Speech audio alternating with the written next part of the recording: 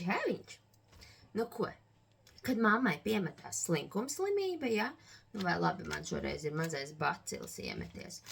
Tad dodamies mēs uz Rimī. Atrodam tur kaut ko gatavu vai pusgatavu. Es atradu lazaņu. Domāju, kāpēc gan šodien neapēst lazaņu vakariņās?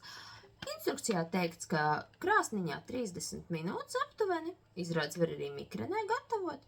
Nu, es likšu cepušu krāsnī. Tad jau manīs, kas tur sanāks.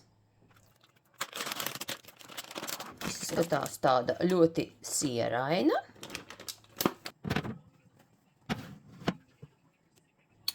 Nu, tā izskatās pēc 30 minūtītēm krāsniņā. Tas smaržo viņa labi, jā. Nu, redz, izskatās šādi.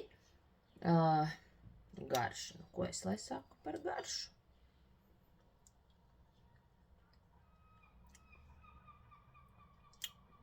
Nu, siera cepurīte ļoti labi jūtās. Nē, es teiktu, ka garša arī ir diezgan ok. Bišķiņ pikantumiņš laikam jūtās tāds maziņš. Bet, nu, nē, zin kā, kad ir slinkums, ļoti labs risinājums, iesaku. Lai jums garšīgas vakariņas, atā, un neslimojiet.